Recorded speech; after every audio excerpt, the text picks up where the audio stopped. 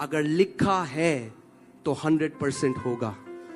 ऐसे ही है, जब आप वचन की घोषणा करते हो, उस बीमारी के ऊपर परमेश्वर का हथौड़ा पड़ रहा है, 1 बार, 2 बार, 3 बार, आपको पता नहीं चल रहा है, मगर अंदर ही अंदर वो कैंसर नाश हो रहा है, अंदर ही अंदर वो बीमारी नाश हो रही है। और एक टाइम ऐसा आता है जब जड़ से परमेश्वर उस बीमारी को नाश कर देता है। जो घोषणा करोगे वो देखोगे। मैं आपको ये बताने आया हूं कि परमेश्वर का वचन आपके मुंह में भी उतना ही सामर्थी है जितना परमेश्वर का वचन उसके मुंह में। तो ऐसी परमेश्वर के पास भी ना एक ही जड़ी बूटी है। आप बोल रहे हो सर में दर्द, वो कहता है मेरा वचन। आप कह रहे हो मुझे डिप्रेशन है, परमेश्वर कहता है मेरा वचन। आप कहते हो मैं कर्जों में हूं, परमेश्वर कहता है मेरा वचन। आप कहते हो मुझे कैंसर है, परमेश्वर कहता है मेरा वचन। आप कहते हो मुझे ट्यूमर है, परमेश्वर कहता है मेरा वचन। जो कुछ भी आपकी दिक्कत हो, उत्तर परमेश्वर का जीवित वचन है। हम जो देखते हैं वो बोलते हैं, परमेश्वर जो देखना चाहता है वो बोलता है। परमेश्वर ने अंधकार देखा, मगर उसने ये नहीं कहा हाय हाय हाय कितना अंधकार है। हम क्या करते हैं, हम सबको बताते हैं हमारी क्या कितनी है। जब सबको बता दिया और कोई नहीं बचा तो हम व्हाट्सएप में स्टेटस लगा देते हैं। हम सबको बताना चाहते हैं। जब परमेश्वर ने अंधकार देखा, परमेश्वर ने क्या बोला? परमेश्वर आंखों से क्या देख रहा है? अंधकार, मगर बोल क्या रहा है? उजियाला। और परमेश्वर, हम क्योंकि उससे उत्पन्न हुए हैं, उसकी स्वरूप और उसकी समानता में बनाए गए हैं, हमें भी वैसा ही करना है जैसे हमारा पिता करता है। इसीलिए बाइबल कहती है जो कमजोर है वो क्या कहे? मैं बलवान। हम क्या कहते हैं? जो कमजोर कहते हैं ओहो इतनी कमजोरी है मैं आपको बता नहीं सकता। बाइबल कहती है जो कमजोर है वो कहे मैं बलवान हूं, जो गरीब है वो कहे मैं धनवान हूं।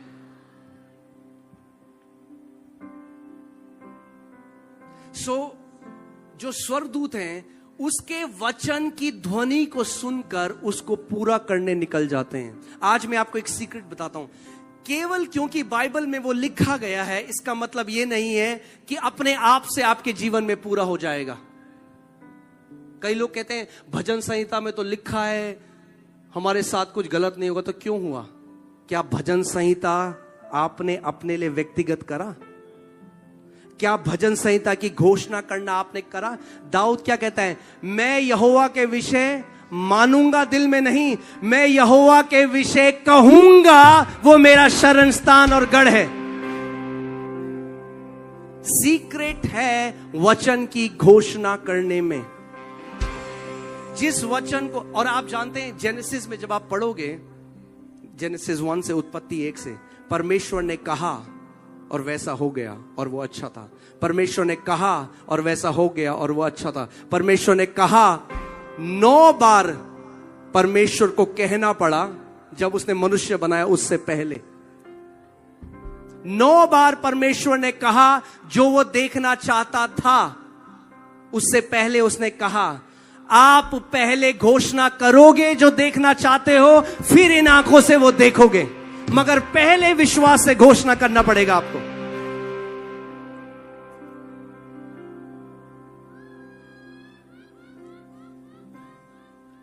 परमेश्वर ने अपना वचन हर किसी को दिया है, हम केवल उसे इस्तेमाल में लाना नहीं जानते। हम सोचते हैं ये धार्मिक किताब है। ये धार्मिक किताब नहीं, ये वो पदार्थ है जिससे परमेश्वर ने पूरे ब्रह्मांड को बनाया। पूरा ब्रह्मांड उसके वचन से रचा गया है और वही वचन परमेश्वर ने हमें भी दिया है। उसका वचन आयुब 22 उसके 28 इंग्लिश में बहुत अच्छा लिखा है। उसमें लिखा है Thou shall declare a thing and it shall be established for you। यानी जिस बात की घोषणा तू करेगा मैं तेरे जीवन में वो स्थापित कर दूंगा। किस बात की घोषणा आप कर रहे हो? जब दिल्ली में हमने सेवकाई शुरू करी तो सब लोग कहते थे अरे बहुत मुश्किल है दिल्ली में सेवकाई, वैली ऑफ ड्राई बोन्स है, सूखी हड्डियां हैं, यहां पे कुछ अच्छा नहीं हो सकता, बहुत मुश्किल है। और उनके लिए बहुत मुश्किल है, क्योंकि वो घोषणा कर रहे हैं। ये प्रभु ने क्या कहा, जिस बात की तुम घोषणा करोगे वो तुम्हारे साथ हो जाएगा। गिनती की किताब में जब वो 10 जासूस ऊपर गए, 12 जासूस गए, 10 बुरी खबर लेकर आए, 2 अच्छी खबर लेकर आए। बाइबल कहती है पूरे इजराइल ने बुरी खबर को माना और कहने लग गए हम कभी भी कनान के देश में प्रवेश नहीं कर सकते। और परमेश्वर ने कहा जैसा तुमने मेरे कानों में कहा है वैसा ही अब तुम्हारे साथ होगा। और 2 ने कहा हम तुरंत अभी जाकर उन दानवों को मार देंगे और उस राज्य में, और वही वो 2 थे जो उस पूरी पीढ़ी में से प्रवेश कर पाए। अगर आपको जय का जीवन जीना है, अपनी बाइबल को खोलो, वचन को निकालो और उसकी घोषणा करना शुरू करो। और ऐसी कोई बीमारी नहीं जिसको आप नहीं हरा सकते, ऐसा कोई कैंसर नहीं जो परमेश्वर के वचन के सामने खड़ा रह सके, ऐसी कोई दुष्ट आत्मा नहीं जो परमेश्वर के वचन के अधिकार के विरोध में खड़ी रह सके।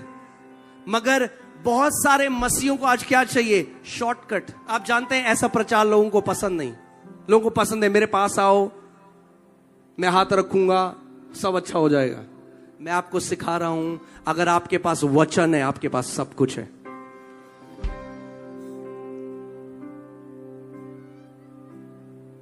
क्या हम वचन का आदर करते हैं? रांची झारखंड में आपको बता रहा हूं, एक नई पीढ़ी खड़े होने वाली है जो वचन की घोषणा करने वाली पीढ़ी है, और परमेश्वर महान चोटियों में उनको बिठा के रखेगा। एक बार मैं रात को जब प्रार्थना कर रहा था तो मैं दर्शन देखने लगा आत्मा में, और मैंने देखा कि ऊंची पहाड़ी है और उन पहाड़ियों के ऊपर सिंहासन कट के बना है, जो पत्थर से ही सिंहासन बने हुए हैं। और मैं वहां गया, उस पहाड़ी पे मैं खड़ा था और परमेश्वर की आवाज मुझे आई और बोला बैठ इसमें। और वहां पे मैंने देखा बहुत सारी, जहां तक मेरी नजर है वहां पे ऐसी पहाड़ियां और उनमें ऐसे सिंहासन बने और वो खाली थी। और प्रभु ने कहा ये मैंने अपने बेटे और बेटियों के लिए रखी है।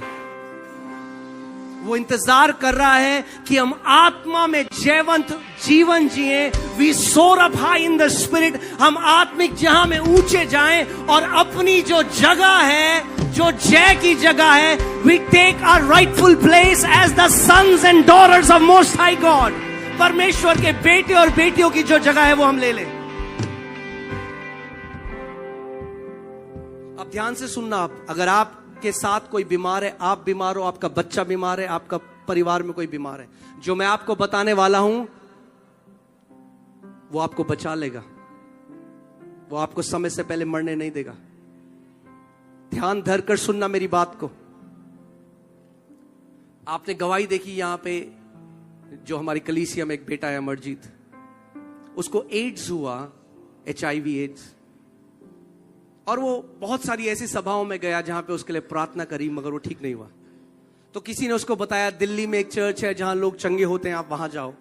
तो वहां आया और मुझे गले लगा के फूट फूट के रोने लगा कि मुझे बचा लो, मैं मरना नहीं चाहता, मेरे लिए प्रार्थना करो। और मैंने उसको कहा अमरजीत मैं तेरे लिए प्रार्थना नहीं करूंगा, क्योंकि तू बहुत परमेश्वर के दासों के पास जाके प्रार्थना करा चुका है। हम कई बार सोचते हैं हमारा सारा उत्तर क्या है, प्रार्थना करा लो किसी से, और हम उसके वचन को अहमियत नहीं देते। और मैंने उसको कहा नहीं, तुझे वचन का आदर करना पड़ेगा। आप ये देख सकते हैं, ये उसकी पहले की रिपोर्ट है, ये बात की रिपोर्ट है, मगर मैं आपको आज सिखा रहा हूं कैसे अपनी जय लेना सीखना है। कितने लोग यहां परमेश्वर के बेटे और बेटी हैं? हाथ। तो परमेश्वर पक्षपाती नहीं है। जितना वो मेरा पिता है उतना ही वो आपका भी पिता है। उसके अंदर कोई भेदभाव, कोई वो पक्षपात नहीं करता। आमीन। सो मैंने उसको बताया, सिखाया घोषणा कैसे करते हैं, और वो हर संडे कलीसिया में आने लगा, वचन सुनने लगा, वचन सुनने लगा, रिकॉर्ड करता। वो ट्रक चलाता था उस समय, और रोज फोन रिचार्ज करता, घर जाता, जो संडे को सिखाया जाता है उसको बार बार सुनता जब तक उसका इंटरनेट का पैकेट खत्म नहीं हो जाता। फिर अगले दिन रिचार्ज करता फोन को, सुनता, क्योंकि विश्वास कैसे आता है? सुनने से। हम क्या कहते हैं, हमारे लिए प्रार्थना कर दो, परमेश्वर कह रहा नहीं। अगर जय का जीवन जीना है तो आपको जयवंत, आपको सीखना पड़ेगा अपने पिता से कैसे लेना है। आप जानते हैं जितने लोगों को यीशु मसीह ने चंगा किया बाइबल में, वो मसीह लोग नहीं थे। किसी के अंदर उसका आत्मा नहीं था, क्योंकि यीशु ने कहा जब तक मैं ना जाऊं पवित्र आत्मा नहीं आएगा। प्रेरितों के कार्य 2 अध्याय में पवित्र आत्मा उतरा और तब कलीसिया का जन्म हुआ। तो मैंने उसको सिखाया कि कैसे तू वचन को ले अमरजीत, उस पर मनन कर, दिन और रात अपने दिल में डाल और अपने मुंह से उसकी घोषणा करना शुरू कर। तो उसने वचन, जितने चंगाई के वचन थे उसने लिए और वो घोषणा करने लगा उसकी।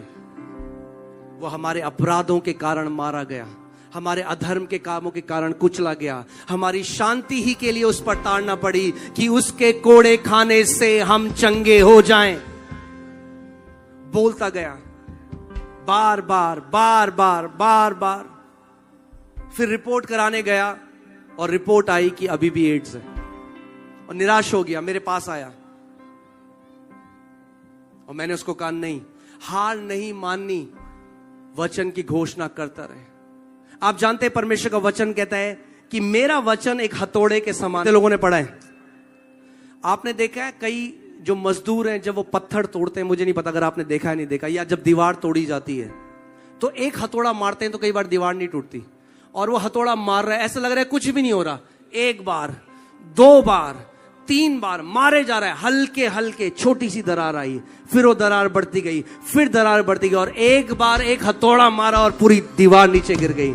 ऐसे ही है, जब आप वचन की घोषणा करते हो उस बीमारी के ऊपर परमेश्वर का हथौड़ा पड़ रहा है। 1 बार 2 बार 3 बार आपको पता नहीं चल रहा है, मगर अंदर ही अंदर वो कैंसर नाश हो रहा है, अंदर ही अंदर वो बीमारी नाश हो रही है। और एक टाइम ऐसा आता है जब जड़ से परमेश्वर उस बीमारी को नाश कर देता है। बोलता गया, दूसरी बार गया, रिपोर्ट कराई, तब भी आया कोई फर्क नहीं है, HIV एड्स। फिर मेरे पास आया, मैंने नहीं, अगर लिखा है तो 100% होगा। और फिर उसने हार नहीं मानी, वचन की घोषणा करता रहा। फिर गया और रिपोर्ट कराई, और रिपोर्ट आई कोई HIV एड्स नहीं है, यीशु के कोड़े खाने से वो पूरा चंगा हो गया है। आमीन। क्योंकि जिस दिन आपने वचन से अपनी चंगाई लेना सीख लिया, उसके बाद खुद तो आप चंगे रहोगे ही, जाति जाति के लोगों को चंगा करोगे। मैं आपको एक कहानी बताता हूं, उसके बाद हम लोग प्रार्थना में जाएंगे, हमारे पास समय नहीं है ज्यादा। मगर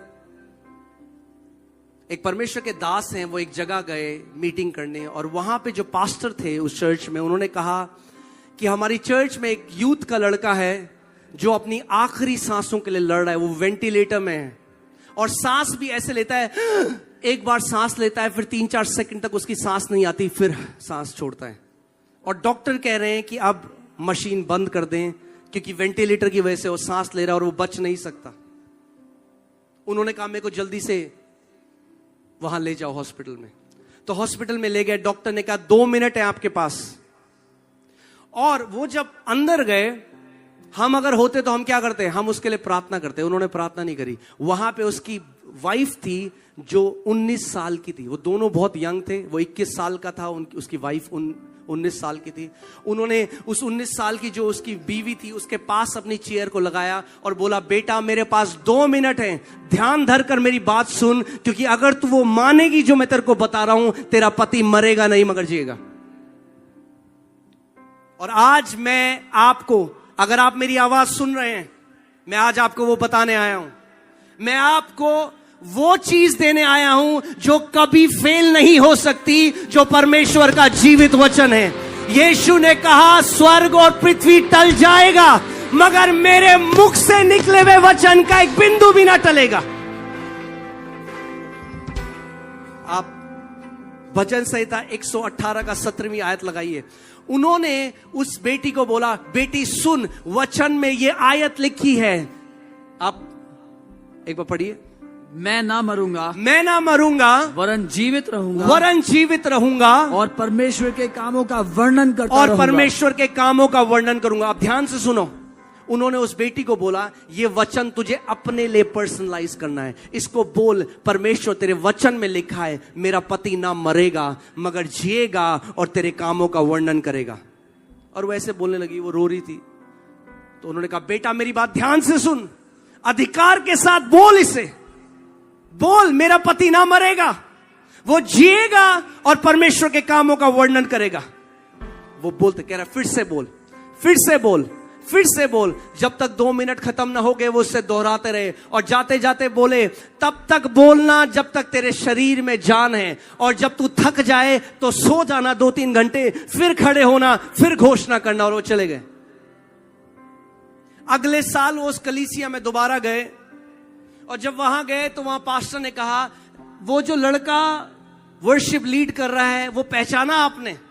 उन्होंने कहा, नहीं, वो कौन है? कहा, वो वही लड़का है जो लास्ट ईयर वेंटिलेटर में मर रहा था, अब वो हमारी चर्च में वर्शिप लीडर है। तो उन्होंने कहा, मैं उसकी पत्नी से मिलना चाहता हूं।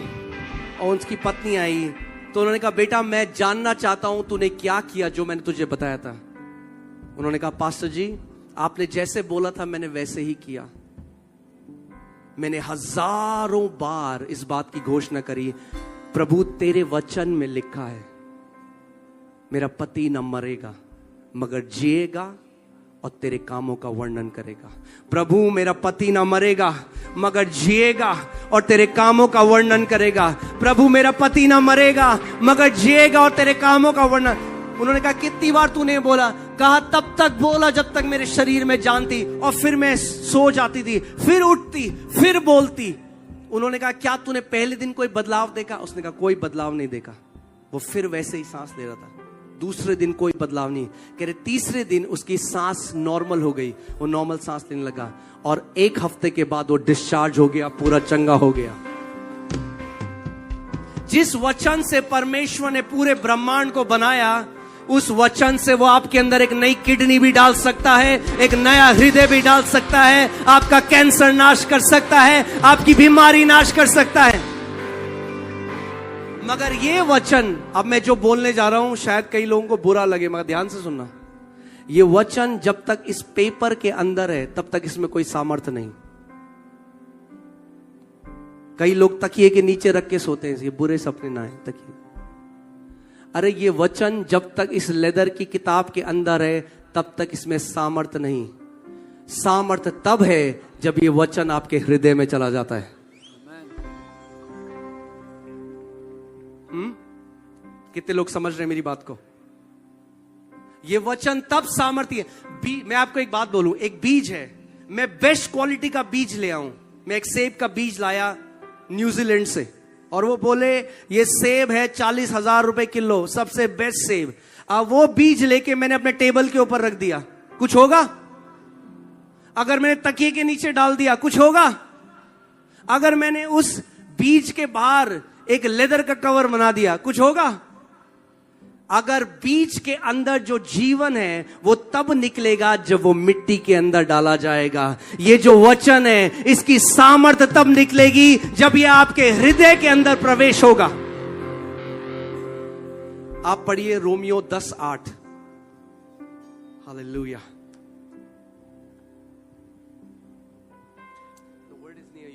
परंतु वह क्या कहती है, यह कि वचन तेरे निकट है। ओके, ध्यान से सुनो। हालेलुया। आप जानते हैं उतनी ही बाइबल आपकी है, वो नहीं जो आपके हाथ में है, वो जो आपके हृदय में है। आपकी बाइबल वो है जो आपके हृदय में है, ये नहीं है। कितने लोग मेरी बात समझ रहे हैं? आपकी बाइबल वो नहीं जिसके बाहर आपने अपना नाम लिखा है, आपकी बाइबल वो है जो आपके हृदय में है, वो आपकी बाइबल है।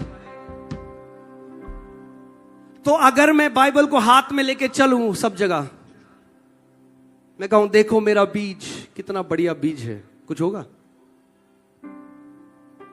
उसका वचन बीज के समान है। और आज मैं आपको सिखा रहा हूं उसके वचन को हृदय में डालने का तरीका क्या है। हाँ जी, पास्टर सामत पढ़िए। वचन तेरे निकट है। वचन तेरे निकट है। कब है वचन तेरे निकट? आगे, तेरे मुंह में और तेरे मन में है। और तेरे मन में, यानी आपके मन में वचन तब जाता है जब पहले वो आपके मुंह में होता है। यानी जब आप वचन की घोषणा बार बार अपने मुंह से करते हैं तो वो आपके हृदय में चला जाता है। और जो वचन आपके हृदय में चला जाता है वो आपका और आपकी पीढ़ियों का होता है। वो आपका जीवन बदल देगा। आज मेरा यहां आने का कारण यह है कि आप जानो, हम चले जाएंगे कल के बाद, मगर वचन आपके पास रहेगा। वचन आपके पास रहेगा। आमीन। मैं यहां पर आपको वचन के तरफ इशारा करने आया हूं कि आपका उत्तर परमेश्वर का वचन है। आपकी चंगाई उसके वचन में है। आपका छुटकारा उसके वचन में है। आपकी जय उसके वचन में है। आपकी दीर्घायु उसके वचन में है। आपकी समृद्धि उसके वचन में है। इस वचन को मनन करके,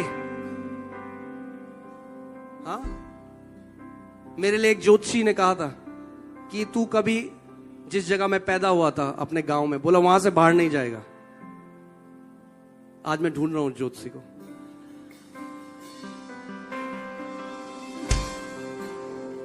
क्योंकि मैंने वचन का आदर किया। कई देश परमेश्वर मुझे ले गया और ले जाता है। क्यों? क्योंकि मैंने उसके वचन का आदर किया। मैं गरीबी से बाहर आ गया, कर्जों से बाहर आ गया, बीमारी से बाहर आ गया, डिप्रेशन से बाहर आ गया, दिमागी बीमारी से बाहर आ गया। क्यों? क्योंकि केवल मैंने उसके वचन का आदर किया। मैं आज आपको बताना चाहता हूं, चाहे कुछ भी आपकी तकलीफ हो, आपका उत्तर परमेश्वर का वचन है। हाँ, इंडिया में कई घर है, मुझे नहीं पता रांची में क्या होता है, मगर कई इंडिया में जगह है, वहां सब चीज का उत्तर है चाय। सर दर्द हो रहा है, चाय पी लो। ठंडा लग रहा है, चाय पी लो। पेट में दर्द हो रहा है, चाय पी लो। जो भी प्रॉब्लम है, चाय पी लो। तो ऐसी परमेश्वर के पास भी ना एक ही जड़ी बूटी है। आप बोल रहे हो सर में दर्द, वो कहता है मेरा वचन। आप कह रहे हो मुझे डिप्रेशन है, परमेश्वर कहता है मेरा वचन। आप कहते हो मैं कर्जों में हूं, परमेश्वर कहता है मेरा वचन। आप कहते हो मुझे कैंसर है, परमेश्वर कहता है मेरा वचन। आप कहते हो मुझे ट्यूमर है, परमेश्वर कहता है मेरा वचन। जो कुछ भी आपकी दिक्कत हो, उत्तर परमेश्वर का जीवित वचन है।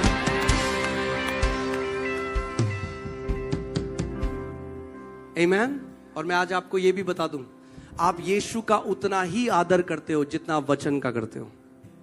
अगर आप उसके वचन का आदर नहीं करते तो आप यीशु का आदर भी नहीं करते, क्योंकि वो परमेश्वर का जीवित वचन है।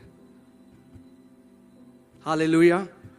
आज मैंने आपको सिखाया है, आप घोषणा करके किसी भी बीमारी को हरा सकते हो। और आप जानते हो, ओके मैं जल्दी से कहूंगा, फिर हम लोग प्रार्थना करेंगे। हालेलुया। मैं इसीलिए टीचिंग में जाना नहीं चाह रहा था। मुझे टीचिंग पसंद है। कलीसिया में इस समय सबसे ज्यादा जरूरत टीचिंग की है। हमें शिक्षा चाहिए।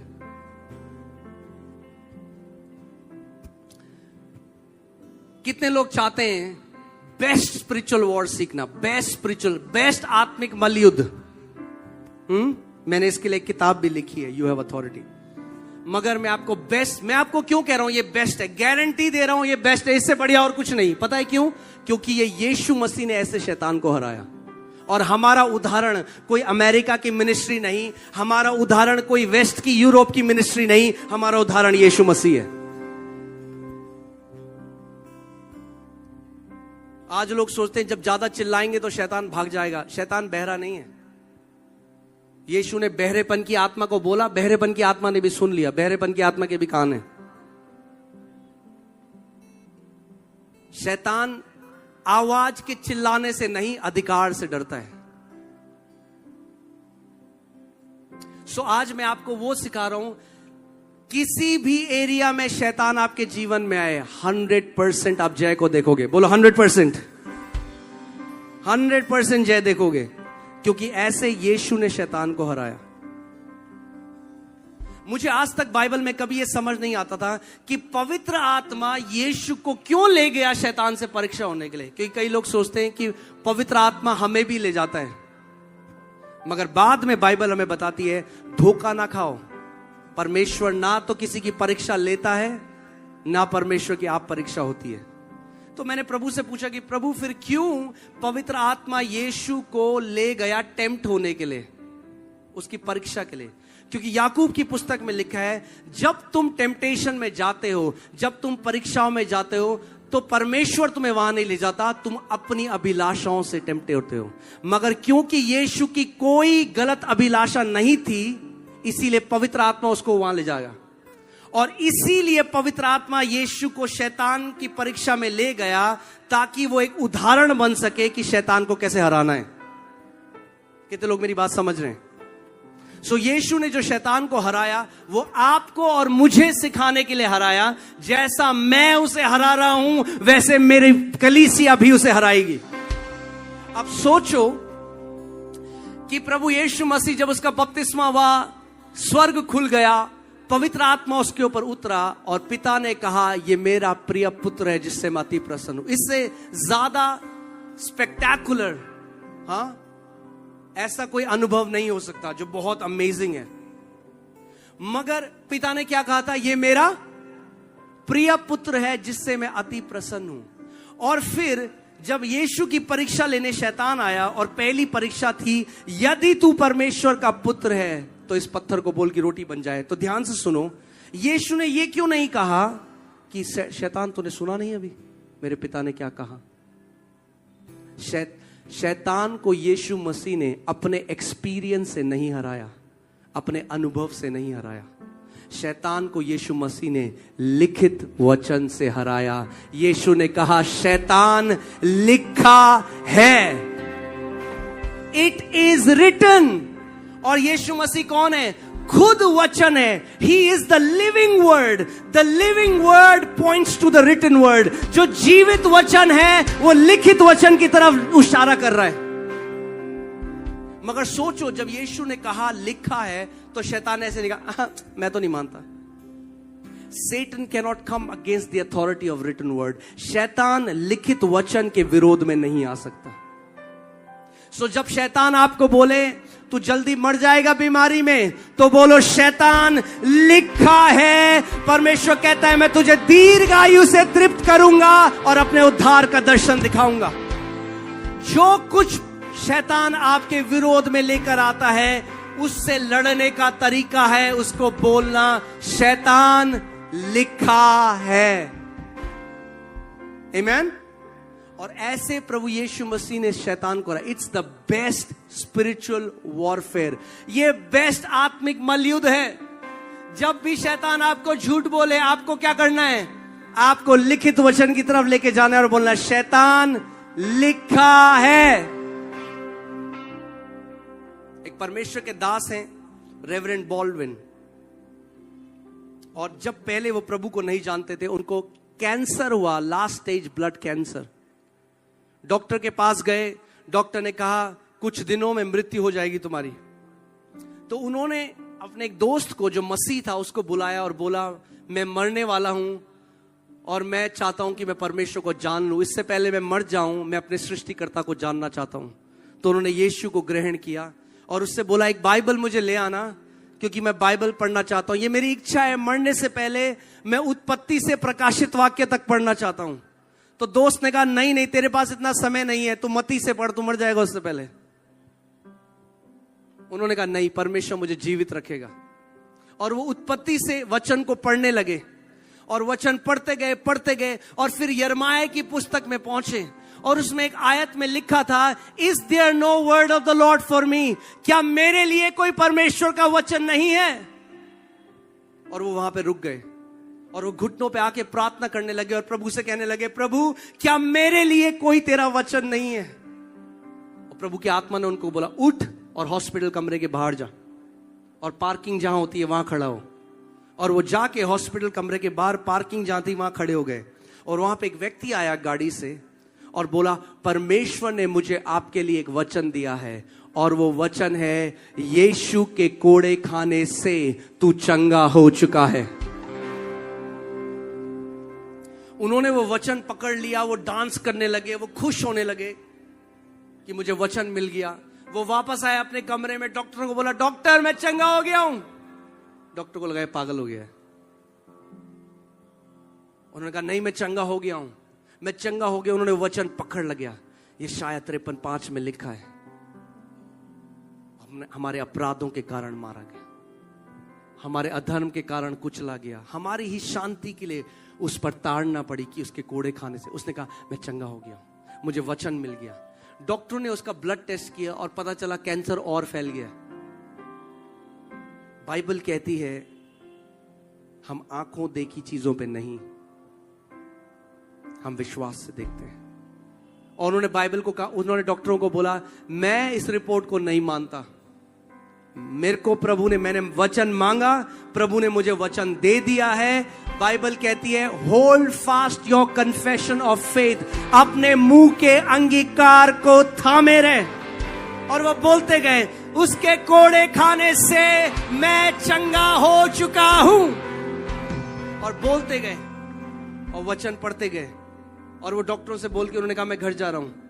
1 महीना हो गया, 2 महीना हो गया, 6 महीना हो गया, मरे ही नहीं, वचन की घोषणा कर रहे हैं। 1 साल हो गया। उसके बाद डॉक्टर के पास गए, हॉस्पिटल में उन्होंने चेक किया और उन्होंने कहा इतना हेल्दी, इतना स्वस्थ खून हमने देखा ही नहीं, तुम्हारे शरीर में कैंसर का कोई कण नहीं है। हालेलुया। अभी हम लोग भी एक चीज करने वाले हैं, एक होमवर्क मैं आपको दे रहा हूं। आप जानते हैं कई बारी जब मैं जगह जगह जाता हूं और ये सिखाता हूं तो कई मसीना ऐसे बैठ रहते हैं,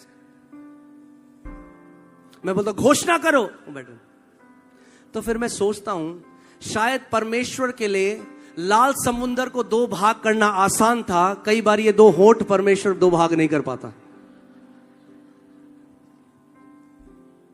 हाँ, अगर यहां पे मुंह बंद है, अगर मुंह बंद है तो शैतान जीत रहा है। जिस दिन ये मुंह वचन से खुलने लगा, शैतान भागने लगेगा आपके जीवन से। आप जानते हैं दाऊद तब लड़ाई नहीं जीता जब गोलायत की तरफ उसने उस पत्थर को फेंका। दाऊद लड़ाई में जाने से पहले ही लड़ाई जीत चुका था, क्योंकि उसने घोषणा की कि आज यहोवा ने तुझे मेरे हाथ में कर दिया है और मैं तेरा सर तलवार से काटूंगा। मगर ध्यान से सुनो, दाऊद के पास कोई तलवार नहीं थी। कितने लोग मेरी बात समझ रहे हैं? उसके पास तलवार नहीं थी, फिर भी उसने घोषणा कर दी। जो घोषणा करोगे वो देखोगे। तो आज जो कोई मेरी आवाज को सुन रहा है, मैं आपको यह बताने आया हूं कि परमेश्वर का वचन आपके मुंह में भी उतना ही सामर्थी है जितना परमेश्वर का वचन उसके मुंह में। हालेलुया।